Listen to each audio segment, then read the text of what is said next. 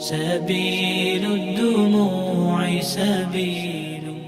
انسان رزق کے معاملے میں ہمیشہ اللہ تعالیٰ کی طرف رجوع کرے اور کسی بھی پریشانی کی صورت میں غیر اللہ کی طرف رجوع نہ کرے، یعنی اپنے دکھ، تکلیف، پریشانی،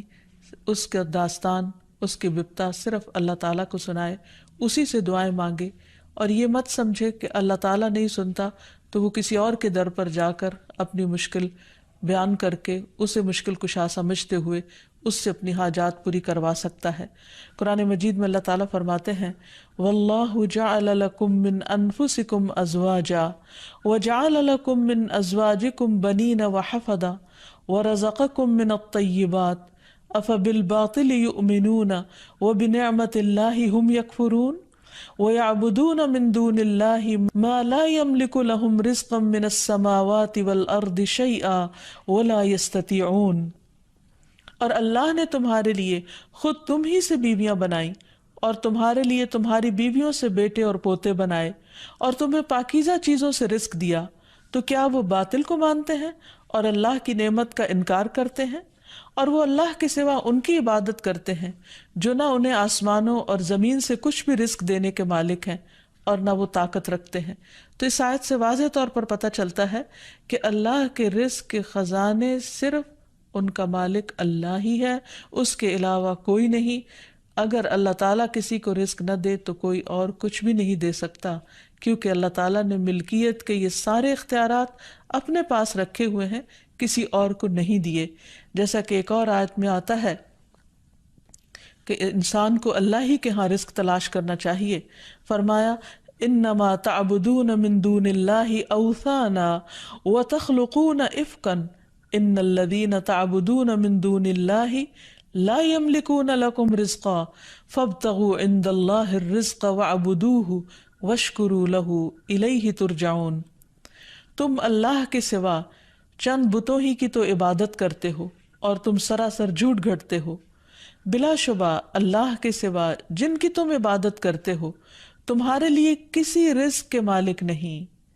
سو تم اللہ کے ہاں ہی رزق تلاش کرو اور اسی کی عبادت کرو اور اس کا شکر کرو، اسی کی طرف تم لوٹائے جاؤ گے، یعنی اسی نے تمہیں پیدا کیا، وہی تمہیں رزق دیتا ہے، اسی کی طرف تمہاری واپسی ہے۔ اس لیے تم نہ اللہ کے سوا کسی اور کی عبادت کرو اور نہ ہی اس کے آگے ہاتھ پھیلاؤ اور نہ اس سے توقع رکھو کہ وہ تمہیں کچھ دے گا، بلکہ اس کے مقابلے میں پورے یقین کے ساتھ اللہ تعالیٰ سے ہی مانگتے رہو،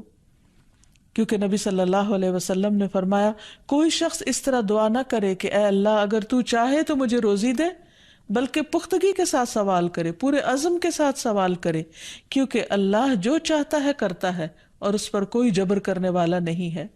اور جب بندہ اللہ سے رزق مانگتا ہے تو اللہ تعالیٰ اس کو عطا کرتا ہے۔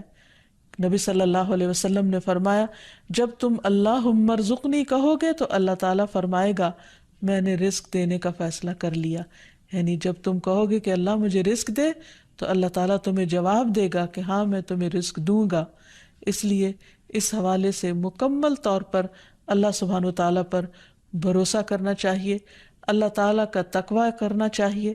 یعنی اللہ تعالیٰ سے ڈرتے رہنا چاہیے، اور رزق کی تلاش میں حرام راستے اختیار نہیں کرنے چاہیے، کیونکہ اللہ سبحانہ وتعالیٰ کا وعدہ ہے وَمَن يَتَّقِ اللَّهَ يَجْعَل لَّهُ مَخْرَجًا وَيَرْزُقْهُ مِنْ حَيْثُ لَا يَحْتَسِبُ۔ جو اللہ کا تقوی اختیار کرے گا اللہ تعالیٰ اس کے لیے مشکل سے نکلنے کی کوئی راہ ضرور بنا دے گا اور اس کو وہاں سے رزق عطا کرے گا جہاں سے وہ سوچتا بھی نہیں ہوگا، یعنی اس کا وہم و گمان بھی نہیں ہوگا، اس کا خیال بھی نہیں ہوگا۔ اللہ تعالیٰ غیب سے ایسے اسباب پیدا کر دے گا جن کے بارے میں انسان نے کبھی سوچا نہ ہوگا، لیکن شرط یہ ہے کہ جب انسان کے اوپر آزمائش کا وقت ہو تو اس وقت وہ اللہ تعالیٰ سے حلال ہی کو طلب کرتا رہے اور پریشان ہو کر حرام راستے اختیار نہ کرے۔ اللہ تعالیٰ کا وعدہ ہے کہ اگر کوئی اللہ سے ڈرتا ہے، اللہ کی اطاعت کرتا ہے، اللہ کی نافرمانی سے بچتا ہے، تو پھر ایسی صورت میں اللہ تعالیٰ اس پر آزمائش کے ختم ہونے کے بعد آسمان و زمین سے برکتوں کے دروازے کھول دے گا۔ فرمایا وَلَوْ أَنَّ أَهْلَ الْقُرَىٰ آمَنُوا وَاتَّقَوْا لَفَتَحْنَا عَلَيْهِمْ بَرَكَاتٍ مِّنَ السَّمَاءِ وَالْأَرْضِ اور اگر یہ بستیوں والے ایمان لے آتے اور اللہ کا تقوی اختیار کرتے تو ہم ان پر آسمان اور زمین کی برکتوں کے دروازے کھول دیتے. یعنی اللہ تعالیٰ ان دروازوں کو بند کر کے آزماتا ضرور ہے، لیکن وہ دیکھتا یہ ہے کہ بندہ کرتا کیا ہے، اور جب بندہ اللہ کی اطاعت ہی کا عزم دل میں رکھتا ہے تو اللہ تعالیٰ اپنی رحمتیں عام کر دیتا ہے. پھر یہ کہ انسان کو اللہ کی تقسیم پر راضی رہنا چاہیے. اگر اپنے سے زیادہ کسی کو ملا ہے تو اس پر حسد نہیں کرنا چاہیے، اور اگر اپنے سے کم کسی کے پاس ہے تو اس کے اوپر اس کو حقیر نہیں سمجھنا چاہیے، بلکہ انسان کی قدر کرنی چاہیے، اور ہمیشہ یہ سوچنا چاہیے کہ اس کو مجھ سے زیادہ دینے والے کو بھی دینے والا رب ہے، مجھے بھی میرے رب نے ہی دیا ہے، اور جس کے پاس کم ہے اس کا بھی مالک وہی ہے. اور یہ بھی انسان یاد رکھے کہ انسان جب حرام سے بچتا ہے، غلط راستوں سے بچتا ہے، اللہ تعالیٰ کی فرما برداری کرتا رہتا ہے، اس کا شکر ادا کرتا رہتا ہے، تو اللہ تعالیٰ اس کو حلال طریقوں سے بھی رزق عطا کرتا ہے. حدیث میں آتا ہے کہ رزق کی تلاش میں میانہ روی اختیار کرو، یعنی بہت ڈیسپریٹ نہ ہو جاؤ، اللہ تعالیٰ ضرور دروازہ کھولے گا. کہیں ایسا نہ ہو کہ رزق کا مؤخر ہونا یعنی ڈیلے ہونا تمہیں اس بات پر اکسا دے کہ تم اللہ تعالیٰ کی نافرمانیاں کرنے لگو، یعنی نافرمانی کے ذریعے اس کا رزق تلاش کرو.